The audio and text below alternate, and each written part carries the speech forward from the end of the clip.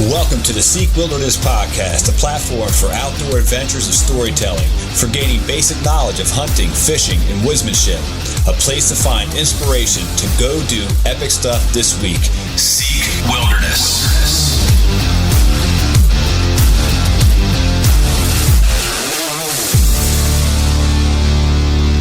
All right, we are live. Welcome back to the Seek Wilderness Podcast. John, how's your weekend going, dude? Very good, man. Very busy. Easter weekend. Yep. But it was good, man. It was real good. Good. How you making out? I'm making out great. Finally get to get this guest on. We've had a little bit of, he was supposed to come on back in November and December, and then he ran into a few different things. But Mike, how am I saying your last name? Varady? Varady, yeah. Wow, yeah, I think you got Varady, it right. Everyone says Varady. Yeah, good deal. Yeah. So Mike Vardy, East Coast stick bow, most people know you by. Mike, tell us a little bit about yourself. Let our listeners get to know who you are. All right, so let me see. I'll be 36 next month. I've been going pretty hard at it since 2009. That's when I got serious about bow hunting. I mean, I hunted my whole life, Right. 2009 was the change for me where, I kind of started focusing on specific deer and just getting more serious, in general. So I don't know how many years that's been, but That's about 15 years, something like that. Were you shooting, when you got serious, were you shooting a trad bow at the time, or were you shooting a compound? No. What is your journey like that? So I was shooting a compound up until about 4 years ago. 4 years ago, I picked up a longbow, and I shot my first doe. I shot a doe with this cheap China longbow, and it was. I was like, I'm never going back. Like shooting that doe was like shooting a 160-inch buck. Like I drove it around to all my buddies. I'm like, look at that. Look at where I hit it. Yeah. It was so cool to me. What was the driving force from switching? In all honesty, target panic. Oh, really? Explain that a little bit. So I've always had bouts of target panic, the dreaded words. And I was getting it so bad that I actually lost a buck 1 year.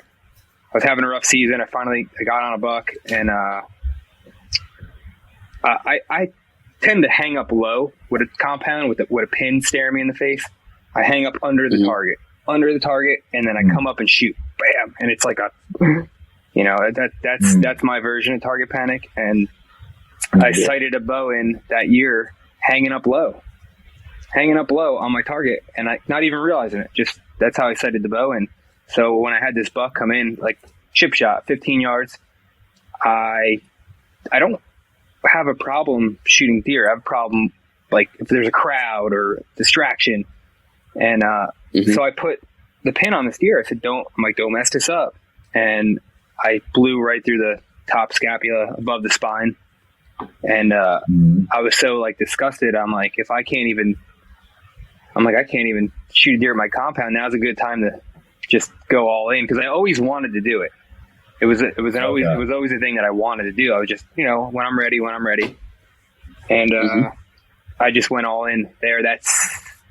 So that was November. I messed that shot up by, I want to say that January I shot the doe with the longbow. I was instantly I was all in, and It's good. So yeah, that's Yeah, well, I had that many times in my 20s. I had it so bad, probably right around 27, 28 years old. I was doing the same thing. And dude, we didn't know, even compound wise, let's go back to compounds for a second here. We didn't know there wasn't videos on how not to punch your trigger release. Yeah. We all had wrist straps. With a peg on there. Most of us had them stretched way out, and we were just barely on the tip of them. You know what I mean? And it was just a thing that, you didn't get lessons and all that kind of stuff back then. You didn't have videos. You didn't have, people, on video showing you how to gradually go into it. We popped the triggers back in those days. I went through a thing in the summertime one year where I love shooting my bow so much. I mean, that's all I did. If we travel someplace, I would take my bow with me. So I'll find an archery shop I can shoot my bow when we're on vacation. You know what I mean? It went everywhere. And I got to a point where I was the same way. Like I would draw the bow and come up on it. Like a lot of people did back then, would come up on bring your pin up to where you wanted it to. And just that whole thing, it just seemed like my bow was like 500 pounds and I had to like shoot it on the fly up, you know what I mean? For a while there, I had target panic so bad that I had to force it to just hang right there, like 2 inches under where I wanted to go. And I was like, come on, you know what I mean? And I could not get the bow to come up. I go, get the pin on there. It's like flip a magnet around and there's like that force field around the X and I just can't. So yes, I've been through it. I've been through it. So I know exactly where you're coming from. That's not exactly what led me to it. I had to go through a whole different bunch of things I had to do to myself to make myself. I was trying everything back in the day, man. Do you remember Win Archery? I'm sure they're still around. Yes, they have the So they have a head, right? A release head. That's a reverse trigger. Yep. I was trying that to beat my target. Okay. Yeah. So it was like always trying to trick my brain, and for a while it would work. It was you pull the trigger, draw back, and let go to shoot. It's the craziest thing, but it was tricking my brain, and then my brain learned it. My brain was like, when you let go of that, that arrow's gonna go. So I think even handhelds, you know what I mean? Like eventually, even a handheld, if the guys have the clicker, they'll click through and they'll rotate through. Eventually, your whole mind is going to figure that out too. If you're susceptible to it, you have to do stuff to trick yourself. But yeah. But target panic behind this. Yeah. Hold on a second. So what made you think that switching to trad would get rid of that target panic? Had you learned something, or you just no last ditch effort? I got to hunt, and this has got to be a better. I'm just I was just discussing. I'm like, you know what? If I can't even kill a deer at my compound, which I could, it was just that one incident, but I was so disgusted in that moment, it just made me go for it. I'm like, screw it. I was really busting my hump all year to get on a buck, and it was November 10th. I'll never forget it. That buck. It was a nice 9-pointer. It was a morning hunt. Sun was up for about 45 minutes, and I heard brr. I heard him like grunt, borderline like roar, and I grabbed my bow without even. I'm like, that's it. Like I didn't even have to see him. I'm like, that's him. And I grabbed the bow, and sure enough, here he comes. I was in a big cedar tree, but like just two windows to shoot out of, and he stopped 15 yards right in my hole, and I messed it up, and I was that was like the most disgusted I've ever been at myself, and so I just went all in, and then well, there's definitely something freeing about I don't know what your journey as far as aiming when you went into it. If you aim, you're instinctive what you do, but there's something that's really, really freeing of watching an arrow actually fly again and watching your cock feather actually rotate on the way to the target. Like I'm obsessed. I'm obsessed with it. Yeah, it's like it's definitely it's good and bad. Hunting in general has been good and bad for me throughout my life because I've done it all. I've quit jobs. I've ruined relationships. It's like it's not the worst addiction to have, but it's definitely been there. I just once we get that first cold snap in the end of September, November, my brain, I can't help it. I've tried to fight it before. I've had 9 to 5 jobs where I'm like, okay, I'm gonna be good. But I always find myself running out the door. There's a lot of killers out there that have been through things like that. You know what I mean? Divorces and everything else over chasing these things around. I think the older you get, the less you're inclined to do those kind of things. But when you're young, it's what drives you, and it's what. So for me, the older I get, the more I just embrace it, and I'm like, I'm just honest with everybody. I used to deny it. I used to be like, listen, like, I like to hunt, but like now it's like my girlfriend knows. I'm like, I'm out at the pumpkin patch in October. You know what I mean? Right. So that's what I was going to say. I was just going to say, you start setting the expectations and kind of try to shape your life around your desire to get out there.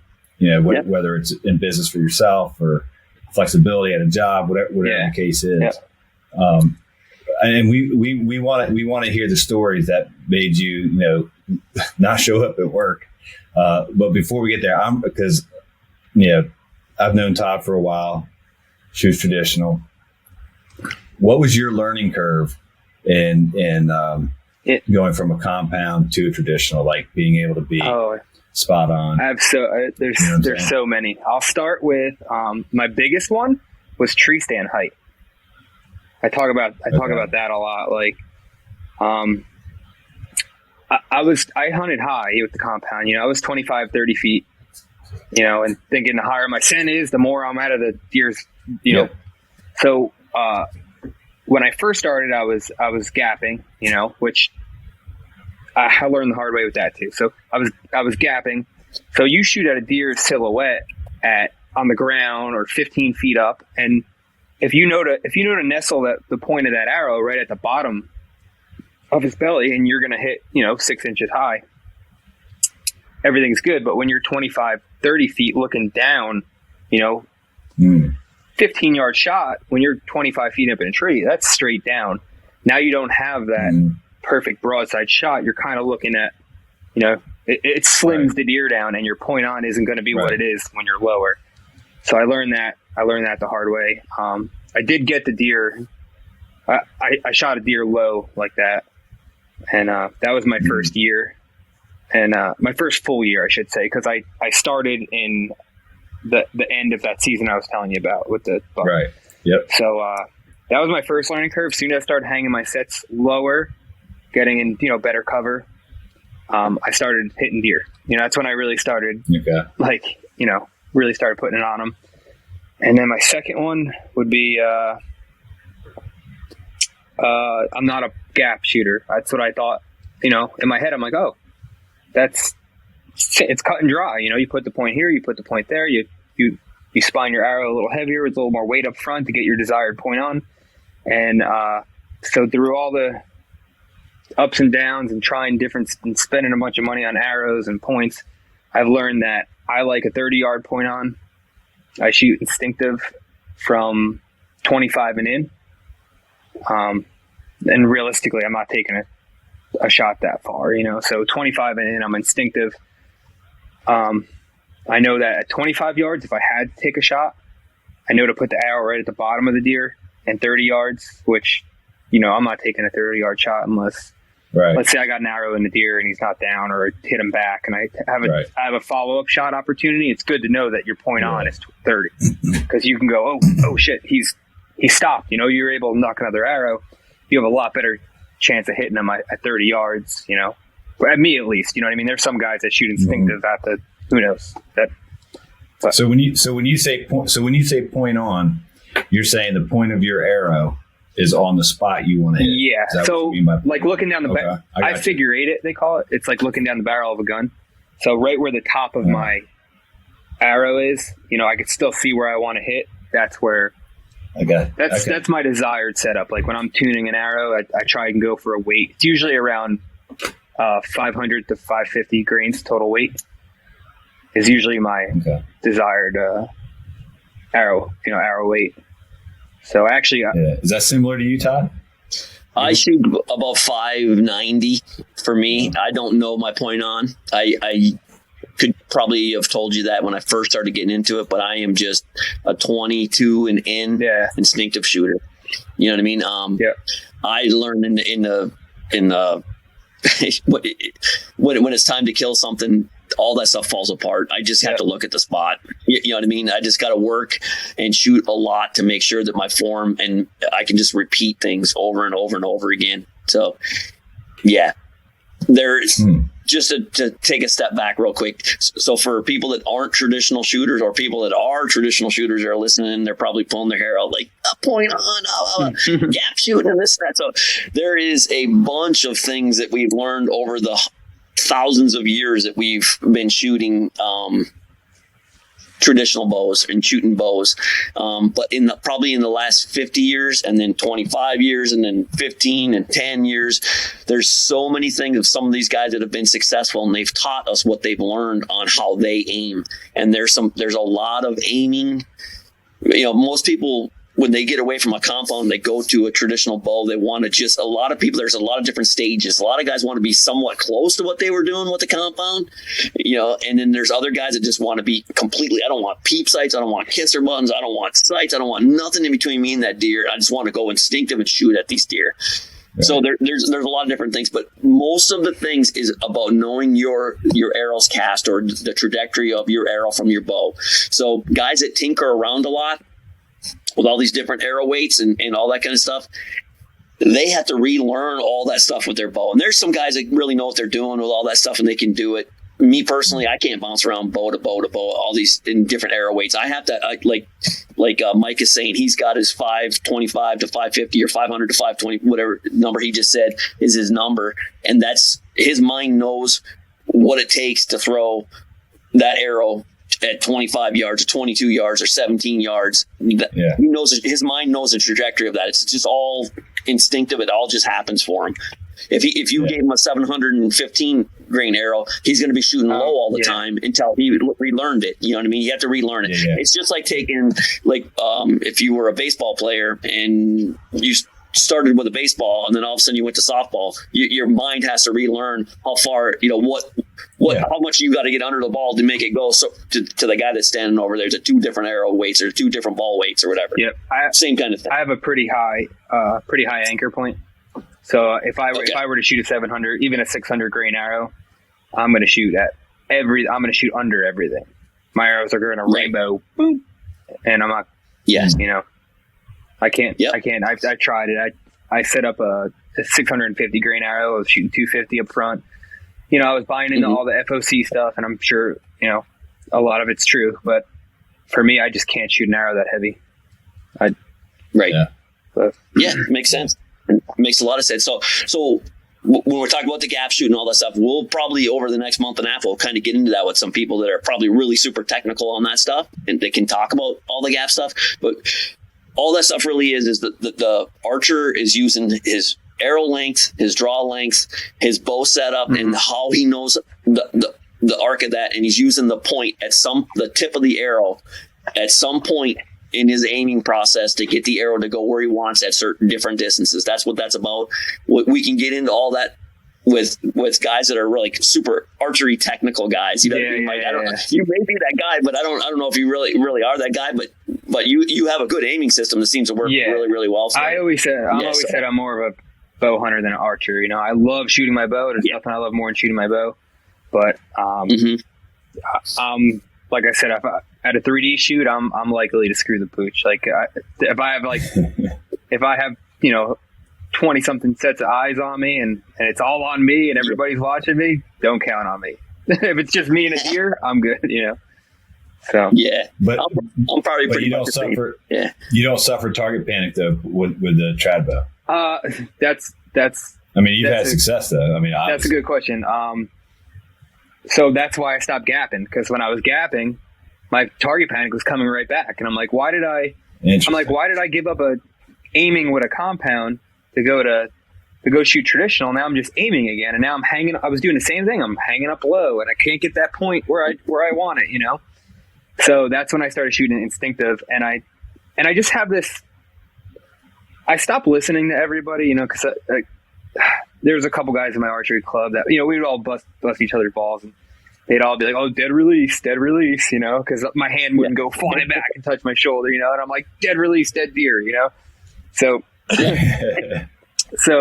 I've just been doing what works for me. I have this system where, like, when I have a deer come in, I pre-aim, before I have tension on the string, before I even start to draw, I'm aiming that arrow at that deer. I'm aiming, and the entire time I'm drawing, I'm aiming.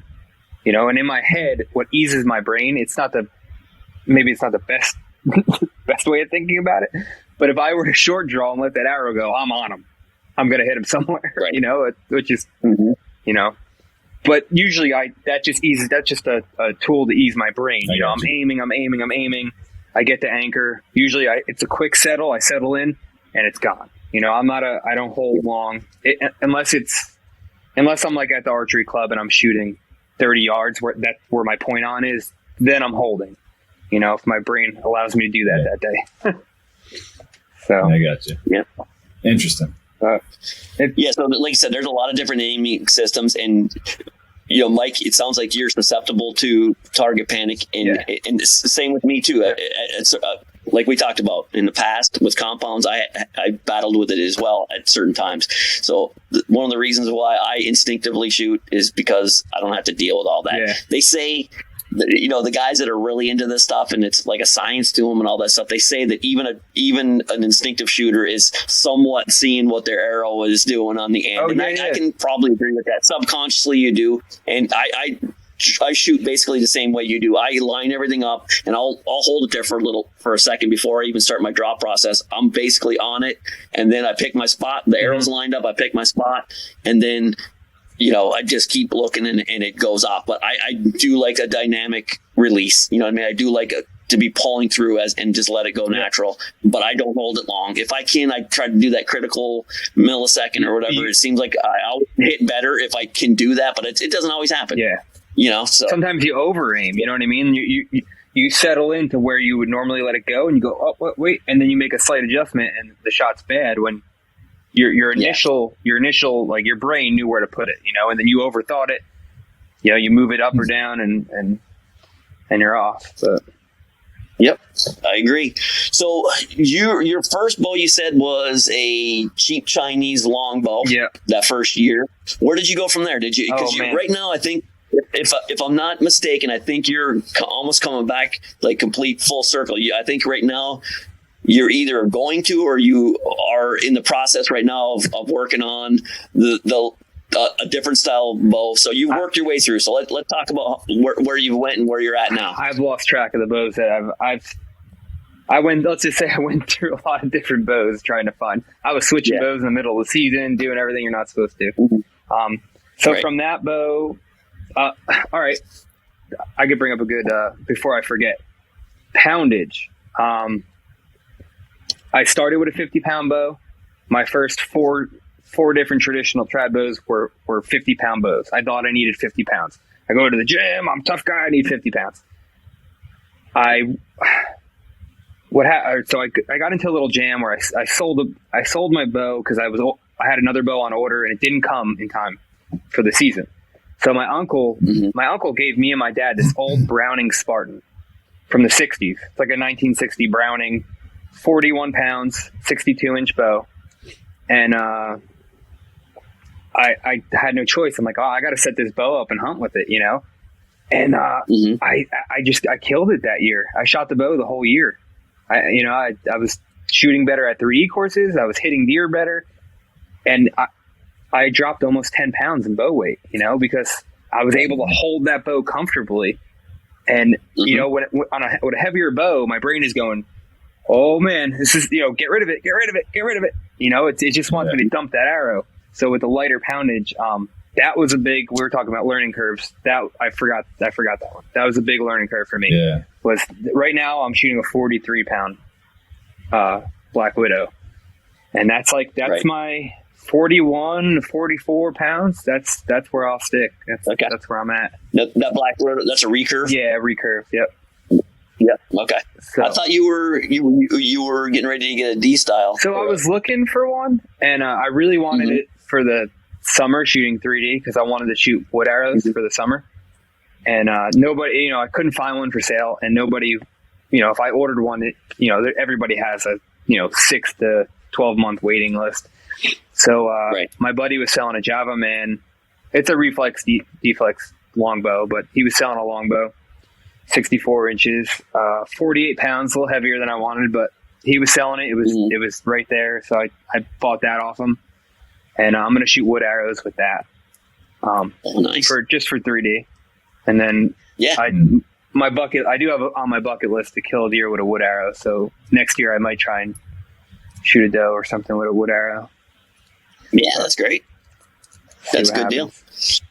Yeah, I've always kind of wondered what a bow, because I shoot like a 58 or a 60 pound or 58 or a 60 inch, trad bow. Okay. And even the 60 compared to a 58 in like a tree stand or not, there's some clearance issues you got to deal with, on a tree stand. So I always wondered what like a a big 64 inch, or some of these guys 66 inch. You know what I mean? Like all that would translate into a tree for actual bull hunting. You know what I mean? My recurve's 62, and I've never had a problem that I had, you know, with my 58 inch, you know, recurve. You know, usually if it's going to be a problem, it's a problem. You know.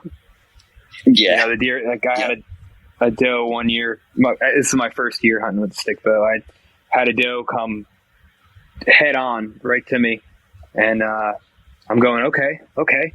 She goes under me. I'm like, okay, I'm gonna get her on around back, you know. And I go like this, and my limb is hitting the tree, and she just walked right away. She walked right under me and kept walking. And I'm like, I never got a shot. Yeah, which is pretty crazy. That wouldn't happen with a compound, but yeah, certainly not. Yeah. So you are from from what I've gathered, you know, you're shooting a big 2-blade.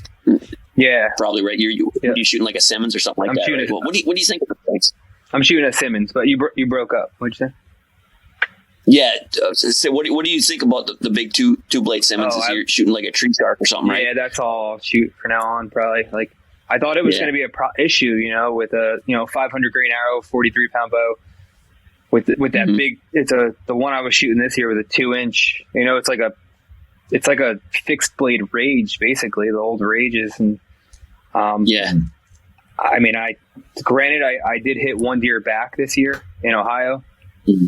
It was 25-yard shot. Deer was walking. I mean, I got really worked up and I let it rip, and I hit the deer back, and I winded up recovering him the next day and I think I owe it to that big broadhead, you know. And every other deer I hit with that broadhead, I watched them go down. So they've treated me. I just don't have a reason to switch. You know what I mean? I'm going to shoot them until they don't make them anymore or something. So. Yeah, good deal. So tuning wise, did you have to do anything special tuning wise, or did they pretty much screw them and start hitting? No. Nope. I bought them to experiment with. I didn't buy them saying, "Oh, I'm going to shoot them all year." I bought them, and I'm like, I'm like, these things can't fly. You know, they can't fly. They're gonna plane, or they're gonna do something. You know, and they were just they were right on. I had no problem with them. You know, granted, I'm not. What about sharpening? Is a little tricky. Yeah. I use my aunt years ago gave me this commercial knife sharpener. It has wheels that kind of intersect like this, so you run the blade through there, and they're kind of curved. So I just kind of go with the contour of the broadhead, and so I use that. I have a lot of people ask me how to sharpen them, and I'm like, I don't know. I have this old knife sharpener that I use. You know, it's hard to say, but there's a couple videos on YouTube of this one guy uses one of them. It's 3 letters, that jig that holds the broadhead on it. K something. K. Oh, I know what you're talking about. Yeah, I can't think of it right now, but this guy uses one of those jigs on a 3-sided jewel stick, and I mean, he gets it. He's slicing paper. He gets them razor sharp with that. So if I didn't have that knife sharpener, that would be my second. They're carbon steel, right? So are they rusting on you during the season? No. I mean, I've had little spots here and there, you know. Yeah. And I'm pretty particular about my stuff. You know, I'm always resharpening and checking stuff. You know. Yeah, me too. Me too. I've been shooting the cutthroats the last few years, and those things, you got to stay on top of cutthroats. That's such high carbon steel. I mean, they're awesome broadheads, but man, they rust quick. Yeah, Another thing I'll do is like take some vegetable oil or something and just. I've been shooting that new the Selway has that new foam in their hoods. I'm really liking that because I cut the slots out for the broadheads, and then I just put a little. Like if I'm worried about rust, if it's raining or whatever, and I'll put a little bit of vegetable oil or whatever kind of whatever, and I'll just slide it in there, you know. Yeah, I upgraded mine this year too when they had them up at the ETAR. Yeah, I grabbed for $10. It was well worth it, man. They don't squeak like the old ones. No, you know what I mean? Like they're nice and quiet. The old ones is like the styrofoam that it would come in like when you buy like electronics or something. You know what I mean? Like it wasn't like anything fancy. But I really like the new foam. Yeah, me too. I like that. It kind of seals them up, and I mean, you still got that open stuff up on the top. There's only like inch or whatever of that stuff on the bottom, but you can't hear them coming in and out, and they seem like they seal up pretty good too. Yeah. Yep. So this year here, you, from what I'm gathering, I've watched some of your YouTube. I'm watching them, most of the year and stuff like that. You started self-filming this year. Tell us a little bit about your experience with that. Man, that's it's been that's been a learning curve too. Like I've in the last 2 years, I've really like started to come out of my shell a little bit. Like I used to not talk to anybody. I mean, everything where I live is like a secret. Oh, did you see that buck over there? Nope. You know what I mean? Everything's like secret. Now I'm just like, I don't care anymore. And I just started, I like hunting, man. I like to talk to other people about hunting. And I think traditional archery brought that on for me. You know what I mean? It's such a tight knit community. That it just got me out there a little bit more. But filming has been, it's a couple times. I didn't go in the woods once this year without the camera. And a couple times I was ready to give it up. And then when I did get a chance to film some stuff, being able to look back on that and like show your family about like what, give them an idea of what it's like, that was so worth it, So, but it is kind of, different to put yourself out there like that and have like, there wasn't any like super negative comments, but like some people always got to say something, you know what I mean? And when I was younger, I probably would have got a little more fired up and had to like answer everybody and be, but now it's like, whatever, people are always going to have something to say, Yeah, this is the way. Yeah, when you do something like that, you always risk making yourself more vulnerable. Yeah. But, who cares what others think anyway? Oh yeah. Yep. And that comes with age, I feel like, because when I was younger, I just cared about what everybody thought, like what are my friends going to think, now I'm just, I like what I like and do what I do, and that's it. So. That's it. Yep. Yeah, self-filming definitely has its challenges, man. Especially the editing part, trying to capture everything. Yeah. Capture the entire hunt. I've done it. I stopped in the middle of last year because I was having some challenges, and same thing, like everybody was figuring out where I was hunting and everything, whatever. But the hardest part was getting the shot on camera. Yeah. And that could be like I didn't hit the record button, or it came weak side, and I wasn't going to risk not getting a shot, so I didn't touch the camera because my priority was not, you know what I mean? So just don't let it, don't get to the point to where like it's ruining your hunt. You know what I'm saying? Yeah. Like be willing to draw that line saying like the priority is killing the deer. If I get the shot on camera, that's great. Or the other way, because there's guys who are like, we won't shoot unless we have it on camera. Yeah. I'm shooting. Pick a side and go for it. Yeah. I guess I got two on film this year, and I missed two that, the hardest one was the last year. The deer I shot in December was, that was brutal. I had a nice 8-pointer come in, and I was filming him, and then I saw the buck I wanted to kill, and he was coming, man. And I moved the camera over, and I in my brain, I'm like, I want a fresh video. I want to restart the clip. Like, why? I should have just let it run, so I shut the camera off, and he started coming quick, and I never hit record. But man, I had him. He came to 14 yards, stopped. I looked over. He was in frame. I hard shot him. He's running. Now he's running with the arrow sticking at him, and blood is just like, bow, bow. I grabbed the camera. I'm like, because at this point, I've messed up a couple times with the camera. So now I'm so like aware of it. I'm like, I turn the camera, man, and as he's running away and the blood's pumping, I'm zooming. So he runs to about 75 yards of wide open timber. I zoom all the way in on him and watch him crash in my lens, Turn the camera around. I'm like, freaking out. I turn the camera back around. It says standby. I'm like, oh yeah. That was just, I was so. Yeah.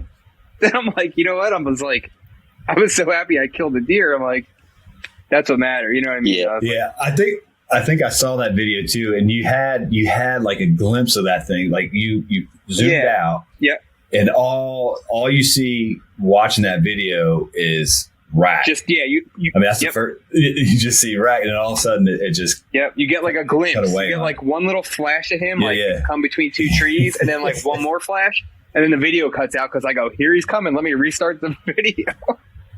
Yeah, I was so mad, but I mean, So this year, what my plan is with that, as far as a memory card, I'm getting a terabyte memory card.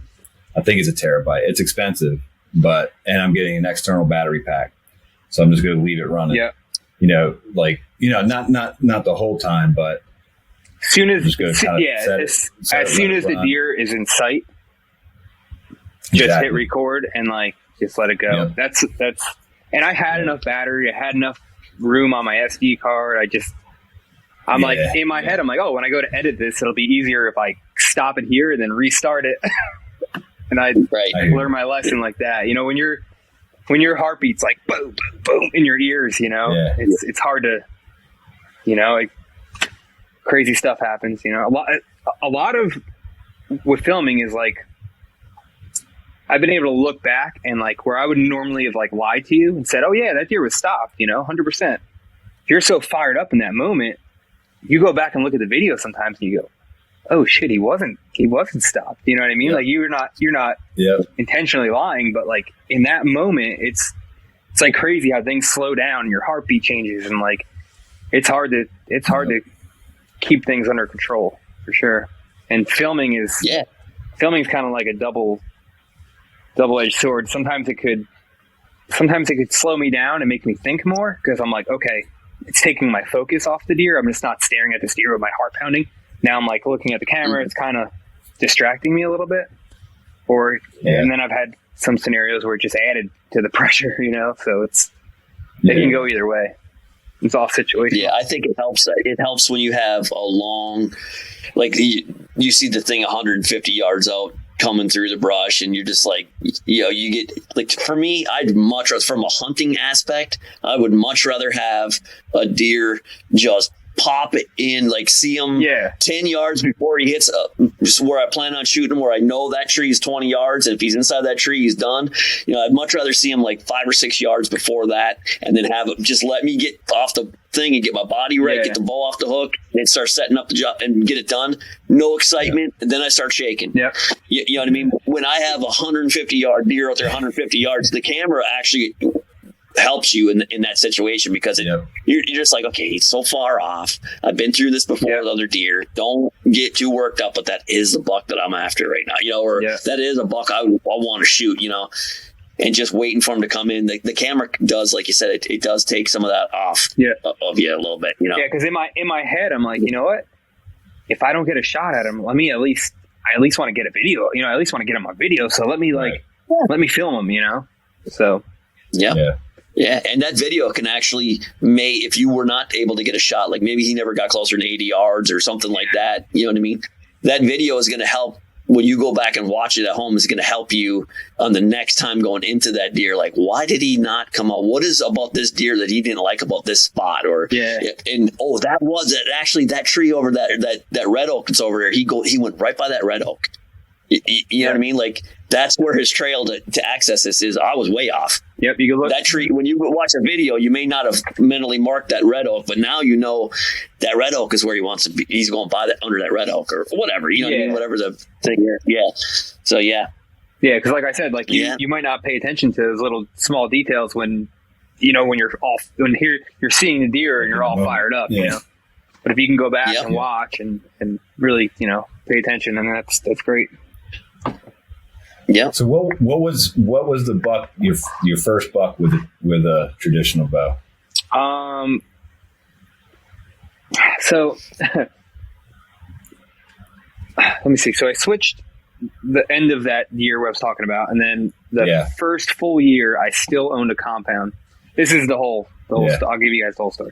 So I still owned a compound at that time, and I went into that October, September, October with, what was I shooting? I was shooting a Tolkien whip. I was shooting a longbow, and That was the deer. Sorry, I'm blanking out. That was the deer that I hung the stand too high and I shot low. Okay. So it was like it's my biggest deer to date, believe it or not. Oh, yeah. He went 152, and Nice. and I hit him low, right through the bottom of the brisket, and broke his offside leg. So I'm freaking out, and I call my buddy, and he's like, you gotta chase that deer. He's like, if you don't think you caught anything, and where I hit him, it would have been hard or nothing, real low. Okay.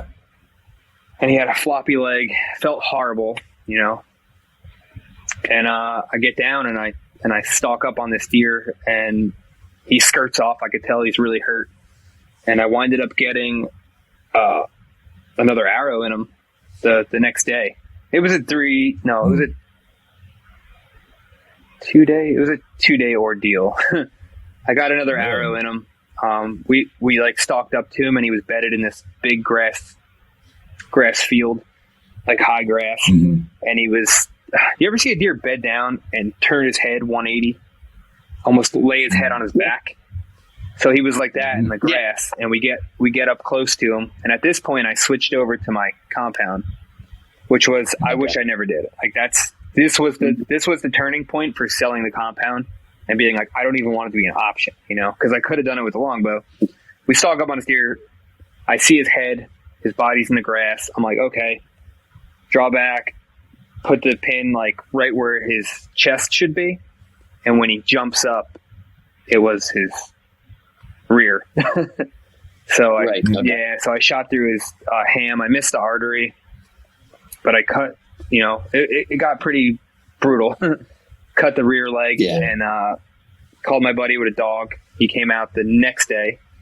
So that was the first day. My buddy came out with the dog the next day. We looked for like 2 hours, and he was kind of letting me down real easy. He's like, listen, man, he's like, we don't have blood at this point. We don't have this. We don't have that. We're walking back to my truck. There's like this fire trail, and we're walking back to my truck. I mean, my head is down, man. I'm like, maybe this traditional shit ain't for me, Right. And we're walking back, and his dog just takes off. Boom! Starts barking. He's like, he's got your deer. He's like, he doesn't do that unless he has your deer, unless he finds a deer. And I'm like, so now I'm running. I got my compound in my hand that I haven't shot all year and the year before. Like I'm running, chasing this dog, and there we come up on my buck, and he's bedded. It was hard. It was horrible. It's not how you want it to go down, but it's the reality of switching, switching to traditional, like stuff that might happen, so, I get like 20 yards from the deer. I miss him, bedded down, cause I'm so worked up, and I just ran, chased it. And I'm like, I haven't shot I just freaked out, target panic, missed him. Mm-hmm. Deer. So he stood up, fell back over. And then I realized he wasn't going anywhere. Took my time, shot him good. And then legit cried like a little girl. I can't. I don't hide anything, man. My friends. Yeah, no. I call my dad. I'm like, I killed him. My dad's like, who did you kill? They gotta put me in hiding. Yeah. So I don't really count that one, but that is technically the first buck that I, shot an arrow out with a longbow. Yeah. And then and then my second one was that was October 28th, and I got a new buck tag November 1st, I believe. Or so it's the same year, yeah. And then I killed my first buck with that same longbow. Shot him good like 4 days later or something like that during the rut. Yeah. So that was more of like I'm kind of all over the place with my stories, but that deer was locked down with a doe on November 2nd, and I jumped him. Mm-hmm. And so the next morning I don't know if you would consider this a bump and dump, but I just got in that doe's bed where that doe was bedded. And the next morning she brought him right to me. Like he was working her, pacing her, chased off another buck, and he winded up walking right underneath me, and I shot him at like 10 yards, like as close as you could possibly angle with a longbow. So that brought me back, because I was like feeling so like excited, glad I got the deer, but so bummed out that I don't want to shoot deer like that. And that was like my turning point. And I actually shot that deer out of I was only 15 feet up, so that was also the turning point for hanging my stands lower. Cause after that I went to my buddy's farm, and, I can't really shoot my bow at my house. I live in a cul-de-sac. It sucks, but I went to my buddy's farm, and, I hung a tree stand, and I would move my deer target, man. I would move it 5 yards. Every scenario you could possibly think of, I moved that deer target for every scenario. Underneath me, here, there, just to like get it down. And that's I didn't realize at the time, but that's when I realized about the tree stand height. That's when I realized why I didn't hit that deer good. And it kind of made me feel better that I figured it out. And then I went on a tear. I went on a streak of hitting deer good, like drilling deer until Ohio this year. I hit a buck back, and that was my fault, 100% my fault. Yeah. So yeah, that's cool, dude. That's where Go ahead, Todd. That's where I would have lied to you, and I would have told you, oh, the deer was stopped. The deer was stopped. And then I went back and watched the video, and I'm like, oh crap, he was still walking. He didn't stop, Yeah. Because I hate stopping deer. I hate stopping deer. Yeah. If you want to add to my target panic, let out a meh and have a deer stop, and you have, if you have a short window to shoot and you have to rush it, that's no good for me. So I'd rather shoot him especially with a traditional bow, because if you're stopping them, you're not at full draw. Mm-mm. You know what I mean? Like with a compound, you're at full draw when you stop them. You know what I mean? You've already drawn. You know what I mean? Like to stop them, so all you're doing is just settling your pin and getting everything lined up and settling. Yeah. With a traditional bow, that's when the whole thing starts. You just put them on high alert, and now you got to make a movement up there and draw your bow. Yep, he's gonna go like this, and he's gonna be boom. Yep. And then you're shooting a super slow arrow that, you know what I mean, with feathers on it, just going, coming at him about that speed in his mind. You know what I mean? Like, So there's a lot of things that can happen between that grunt or that whatever noise you make to stop it and the time an arrow is actually on flight. Yeah. In Ohio, I got so worked up. I snort wheezed this buck to like 5 yards underneath me, and he was in a briar thicket, and I couldn't get a shot. And then he quarters out to like 15, turns broadside behind a tree. And I'm like, I had this buck so close. Like in my head, he's already mine. He's in the back of the pickup. Like it was done. It was a done deal. And then he walked out to 25. I had my wind blown over this creek. And he walked to the creek, and he started walking down the creek, and he was going to hit my wind. And he was about 25 yards, and I let it rip it. That's the furthest shot I've ever taken. And I was feeling really bad about my shot. I'm like, how did I throw that shot a foot? Like I hit him back in the guts. And then when I went back and watched the video, that's where that video came in handy, because in my brain, a deer was stopped, but it was really just my sight picture. It was my sight window right before I shot. It's like my brain took a snapshot and told me he was stopped, but he wasn't. I was just really worked up because I already had that deer so close. And you watch the video, and he's just slow walk, but my arrow leaves the shelf, and you watch it, and he takes another step, boom, and it hits him. And I was just, horrible. Yeah. Horrible. That's it. So Mike, when we talk about, let's get off the trad stuff a little bit here. Let's talk about some of these bucks that you're killing and some of the places that you're killing them in. So Ohio trip, you got on it. You went to virgin property that you've never really been on. As far as you're concerned, it was virgin property. Yeah. You got on a deer, and you got on them pretty quick. That's an accomplishment in itself, shooting a mature deer on a 5 or 6 day hunt. But let's take it home. Let's take it back into Jersey and some of the areas that you frequently hunt now. What are some of the things that you believe in, some of the techniques that you use? And, more than likely, it's probably just you have to locate the bucks that you want to kill first, right? So how do you go about, let's start right from the beginning. How do you go about locating the deer? What are some of your techniques for locating those deer in the summer, early fall, winter scouting? What is it that you do from the beginning of just trying to find the deer that you would want to hunt? Just cameras. And obviously you guys know in New Jersey, you're allowed to bait. So I just bait and cameras, man. Bait and cameras, because it saves me from You know what I mean? It saves me from wasting my time in a piece of woods that there's nothing I want to kill. Like they have to be there. You know what I mean? To kill them. Yeah. So are you seeing them? So wait, like how are you picking out that spot to put the camera though? Usually I don't have a choice. You know what I mean? I like knocking on doors, getting permission to. Okay. I mean, some of these spots are 2-acre greenbrier thickets where are just overlooked. Like, you know, I like thinking out of the box. You know what I mean? Like I've said this before. Like, here's 500 acres, and everyone's got a ladder stand, and everybody you talk to is going to have nighttime pictures of that buck. Go look at this one. Look at this one. You know, but nobody's got daytime pictures of him. Where's that deer living during the day? He's across the road in this 3-acre lot that's just thick greenbrier, and he's crossing that road, giving everybody pictures, and then going back across that road. So I like sitting somewhere where like, you almost feel crazy for sitting there. You know, you're like you're just hanging out in a tree, like, you know, next to a warehouse or in somebody's backyard, and it. Yep. And people can hate on that all they want, but that's you got to kill them where they feel comfortable during the day. You know, and a lot of times those places you can't even access. You know, like if you knock on a door, and you know, a lot of times you get the door slammed in your face, and so not all those deer you're able to access, but the ones that you are, you know, I'm knocking on doors of, you know, your average guy wouldn't drive by and go, oh man, look, they own 40 acres. I'm going to knock on their door. You know, I'm knocking on a door the guy has. He might own 2 acres to the creek, you know.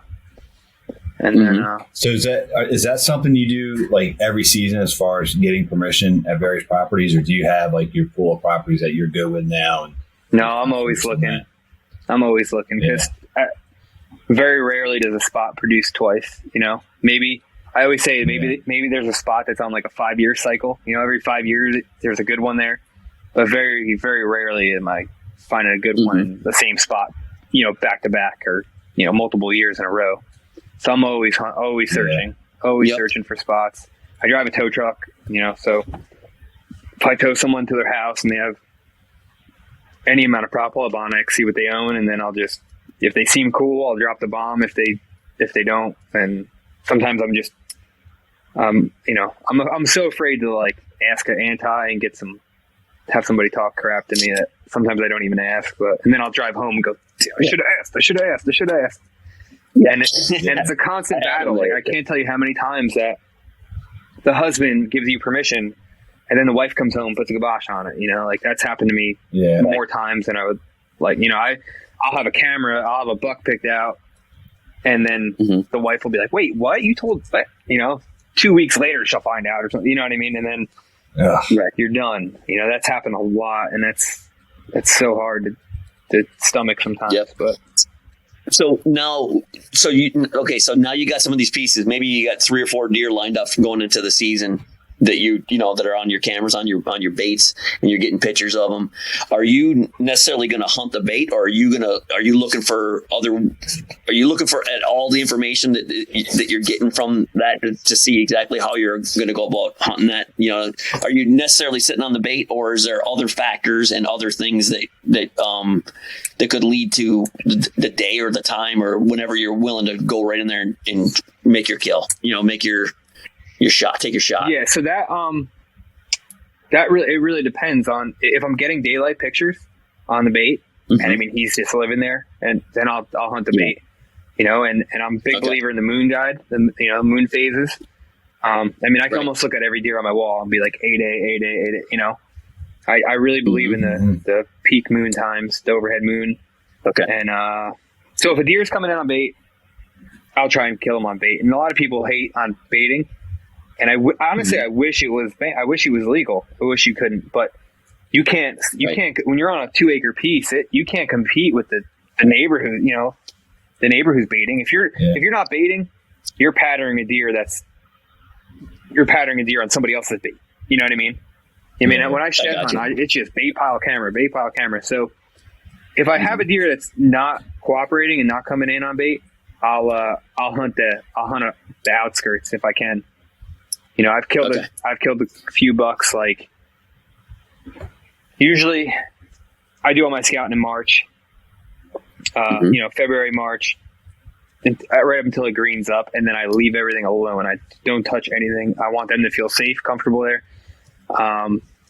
So if I have like an idea where the deer is bedding already from prior scouting, or like if there's only so many options, if it's a funnel here, funnel there, houses, a warehouse, whatever, I'll try and catch him on the way into the bait. If I'm getting, let's say he's showing up 45 minutes after dark consistently, I'll move around, So I hunt like that a lot, and I have a bunch of cameras out like that.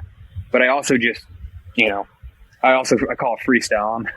I'll also just go out and freestyle, and that's how I killed my first official buck with the longbow. I was, just freestyling during the rut. Yeah. So going back to this Moon Guide, I got the app probably 2 years ago, maybe 3 years ago, and do you use the app or the wheel? The wheel, yeah. I just started this year using the app. I always used to buy the dial, but. And have you found the similarity? I mean, it's the same. Yeah, it's the same. It's the same thing. Yeah. And what I can say is, so last year, I think it was the 29th of October, is when I hit a good buck, saw another good buck, and that was a red day. Yeah. It was so they'll have like 5 days on the calendar. Mm-hmm. It's red. It means that it's good. I guess that would be the A day on the dial. Yep. And it was within 10 minutes either side. I think it was like 4:45, and when I saw the bucks, it was like 4:50, maybe 5. So but there's also been times where it's a red day and I'm not seeing anything. You know what I mean? So it's one of those things to where it still has my interest. You know what I mean? As far as like, because certainly as my days get limited, the number of days I can hunt, if it gets limited, with vacation time and everything like that, I'm kind of leaning more towards let's pick out those red days just to put everything in in my So favor. if you look at the month, there's 5, I forget if it's 5 or 6 red days every other week, say. The one, I think it's the overhead moon, right? That's my preferred week. It'll be like when dusk correlates with that overhead moon, you know what I mean? So it'll say like 8 peak time between, say if it's getting dark at 5:30, it'll say peak movement is 5 o'clock or 5:15, Those are my favorite days. The underfoot moon seems to be better for morning activity. I'm not 100% sure if that's like facts or not, but I know that. So like this is it, since we're showing the video. Yeah. So this is what the app is, and today's April 10th. Yeah. So you're saying this first week? If it, go to the actual day and see when the peak time is. Does it say? Yeah. So it says moon. What do you want? No, it'll say 4:40. What did that say? 4:45. Oh, 4:50, 4:20 peak time, right? And as you get later in that week, it'll get closer to dusk. Yeah. Those last 2 days, when it's like, peak time will be like 7 o'clock, 7:30. Yep. Those 2 days, I'm going to be in the woods. Those are the days I'm going to be in the woods. Yeah. So really, because obviously, it's like I'm really looking forward to like 3 days out of the month where I'm really focusing on like. And you got to have your dots lined up already. You got to have that buck that's like just flirting with daylight. If you have that kind of situation, if I'm gonna roll the dice and go in there, those are the days I'm gonna take a risk. I should say those are the days I'm gonna risk it all and just go in there and try and kill them. Okay. And it's worked. Gotcha. Your camera information is going to tell you more about that than you would ever rely on an app or something like that. The camera is telling you he's been in here the last 3 mornings at 9 o'clock in the morning. Exactly. Yeah. That's going to be more information than you need than an app. Yeah. Right. Yeah. But I've seen it. They might take away cameras, Todd. I mean, it's happening. Yeah, you never know. Dude, I always said like if they banned baiting and cameras in this state, it would really separate the men from the boys 100%. Like I would, because you would go from sitting at work watching your cell cam to having to be that, having to actually be in the woods. Yeah, I wouldn't mind that. There'd be a lot more bigger deer running around. But yeah. That's for sure. All right, so let's talk a little bit. So when you're talking about those areas where your camera traps that you got there, where you got stuff set up there, are you is it better for you to have a stand set there, a preset, or are you always going to do hunt mobile no matter what? So for morning hunts, sometimes I'll put a stand in there, the night before. Okay. Like, if I know I'm going to hunt it, I'll put a stand there for the morning hunts, because I'm not a morning person, man. And if I can save myself one less step, then I'm a lot more likely to go hunting in the morning if I know that I have a stand in the woods already, because I don't want to be in the dark. And most of my run and gun hunts are in the afternoon, but for the most, but I do hang. Like, I usually, if I'm just going out after work, I always hang a stand, Okay. So let's go over your setup then. What are you running currently for your mobile setup? Go over your gear list a little bit. I got a 0.5 Lone Wolf custom gears, 0.5. Mm-hmm. It's kind of like my new and advanced Windwalker. I hunted out of a lock-on Windwalker for years. Like, that was like the mobile setup before mobile hunting was a thing, So So I kind of just switched into a 0.5 perfect, because I'm used to that small platform, but now I have all that adjustability. Mm-hmm. I run 3 double steps, Lone Wolf custom gear double steps. 2 with aiders and 1 without aiders. So my first 2 steps are, I have aiders, and then my last step, I don't really like being that high up my foot in an aider. So and that gets me I could probably get about, 17 feet with that. I have a 4th step if I know I'm going to need to be higher, or I'll keep like 2 screw-ins, because we're allowed to use screw-ins. So I'll keep 2 screw-ins in my backpack for emergencies. Let's just say there's like a knot in a tree and I just need to get up another 2 feet, But lately I've been hunting around 15, 16 feet. That, gives me good shot opportunity and thicker stuff, Yep, that's about the same height I hunt. Yeah, that's I think I'm gonna be adjusting. Probably just go down to 2 sticks. I use 2 sticks with 2-step aiders, and the encounters that I had last year were 10 to 15 feet up. Wow! And I mean, if I go with my 3 sticks, I can probably get over 20 feet. But again, I mean, my whole thought process is just cover. Yeah. Like, so if I can find 15 feet with good cover, I'll go there all day, Yeah. It's definitely situational. You know what I mean? It's like, if you're if you're freestyling and you're just walking in the woods, you don't have an idea what tree you're going to be sitting in. It's hard to say if you're going to, am I going to be 10 feet tonight, or am I going to have to go 20 feet? Where's the cover? So, I like double trees. Now, if I could find myself a situation where I could swing that platform to hit another tree and have my bow hanging here and kind of be like leaning in between 2 trees, that's ideal for me. Like 12, 15 feet off the ground with some backdrop. That's my ideal setup. Yeah. That's the same exact thing. I love that too. If I can get in a tree like that, and I use the Lone Wolf custom gear ambush, which is that platform. We saddle hunt. John and I saddle hunt. That platform is basically the same size, and even Andre told me, he's like, it's the same size as our 0.5 almost. It's almost exactly same thing. And he said, I'm probably going to be hunting out of the ambush this year, just standing with the regular. No way. He said, I'm going to give it a shot this year. So I woke up in the middle of the night the other night. I got an idea, and I wanted to reach out to Andre and say something, but I was like, I better keep it under my hat for a little bit first, because there's something I think it would change the game with that platform and something else. And I'm going to keep it to myself. I'm going to work on it this summer. So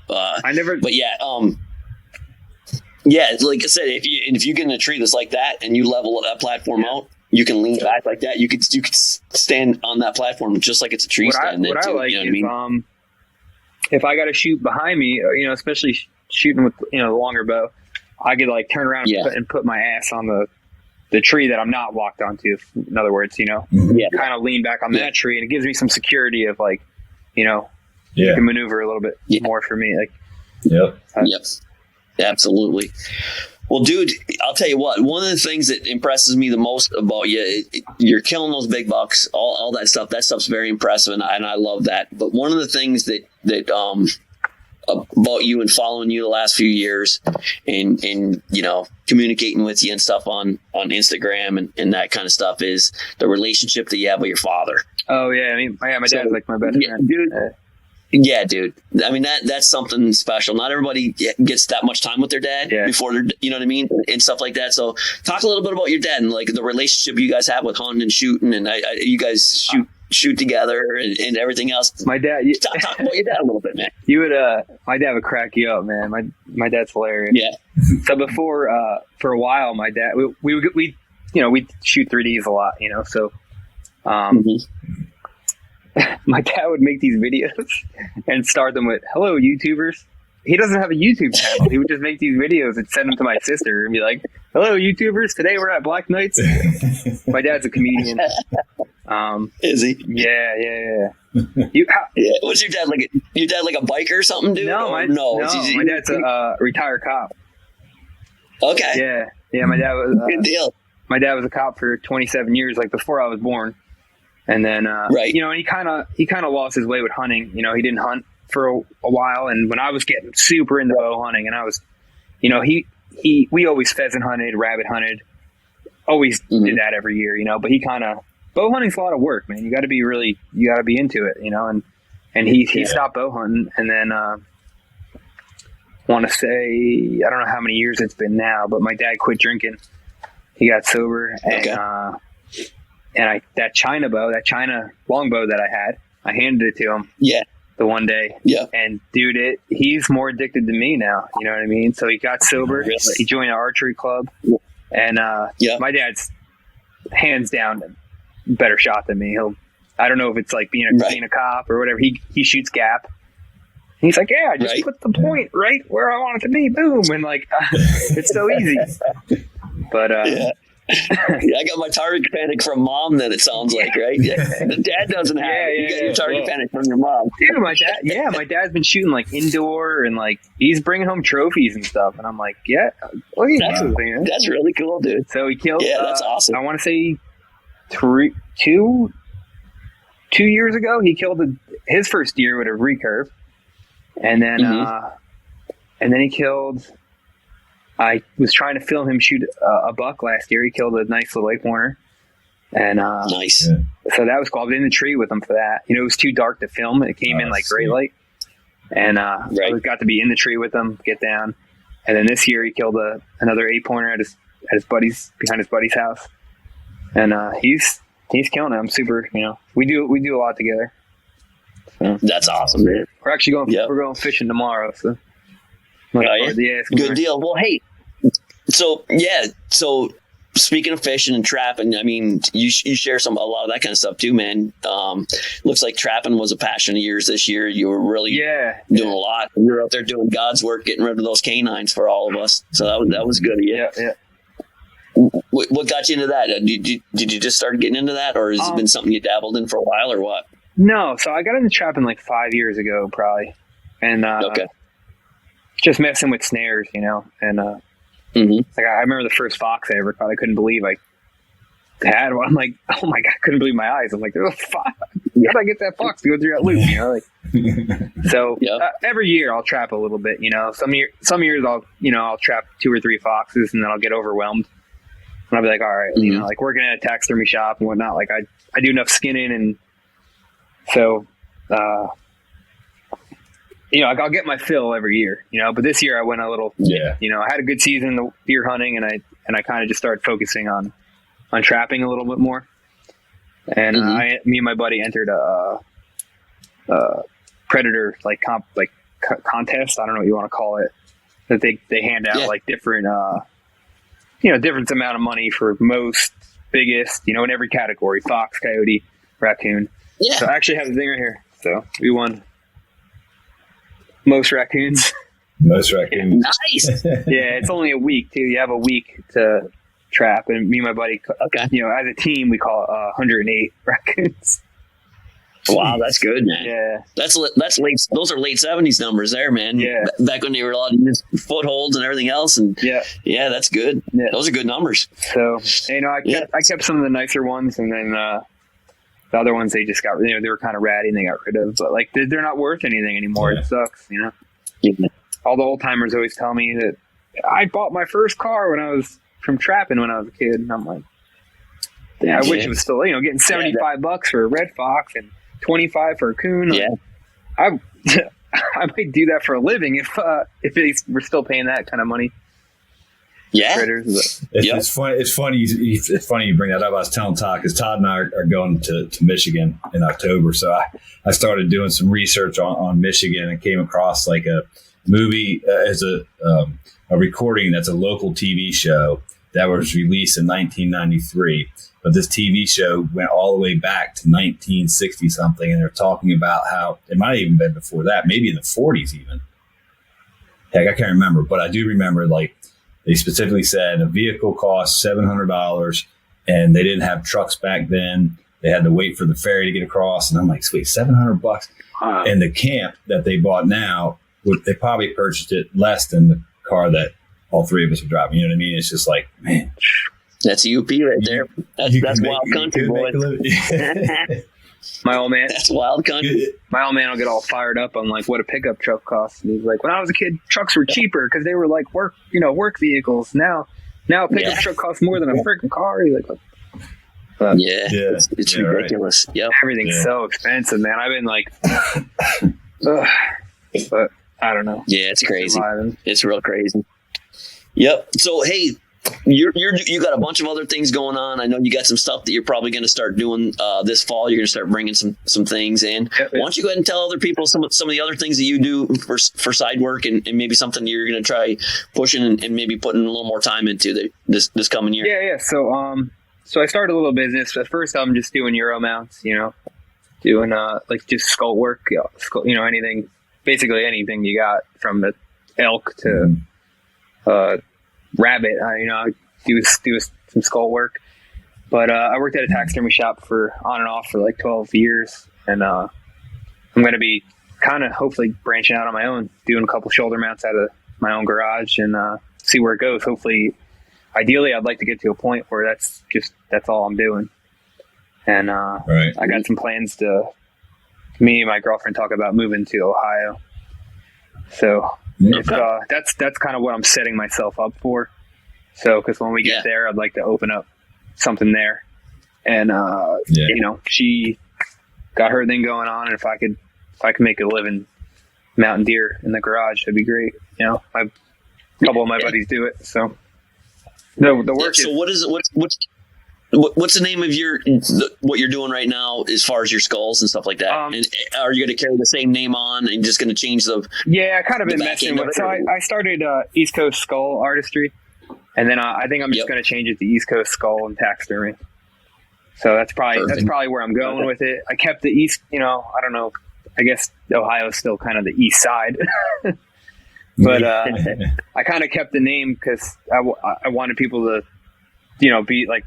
If they saw it on Instagram, kind of relate it to my East Coast stick bow, just be like, oh, it's that guy, So that's why I stuck with the East Coast thing. It wasn't not much thought behind it, but that's So anybody out there should be following both East Coast stick bow and East Coast skulls right now, and then this year they'll probably have some contact information for you if you do go forward with bringing the heads in. When I was working at a taxidermy shop, we were kind of like an assembly line, and I never I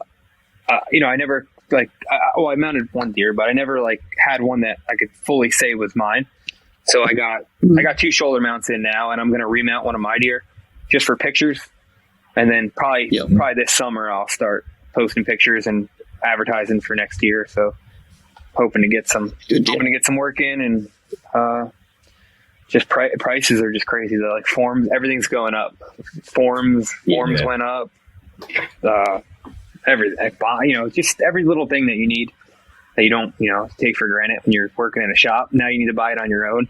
And I'm like, fiberglass resin, that's like $100 a gallon, like shit. Yeah.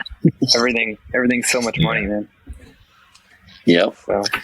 Yeah, good deal. Well, Mike, I tell you what, man, I really, really appreciate that we've finally been able to sit down and talk. Me, you, and John been able to talk, and I really, really appreciate your time, man. And dude, you're killing it out there. You're somebody that everybody should be following. If they haven't followed you yet, they should be. They should be looking at your videos, looking at all your stuff on YouTube and Instagram and all that stuff, dude. You're doing good stuff out there, and you're one of our young bucks that we're looking forward to pushing this sport on, brother. I really appreciate it, man. Thanks for having me.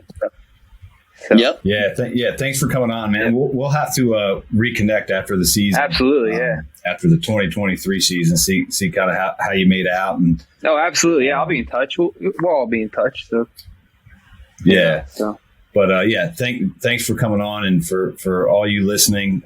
We'll have all the contact information for Mike in the show notes. And while you're there, just give us a rating. Certainly share the show, drop a comment, and read Genesis 27:3. And that's what we're all about. So until next time, we'll see y'all. Wilderness.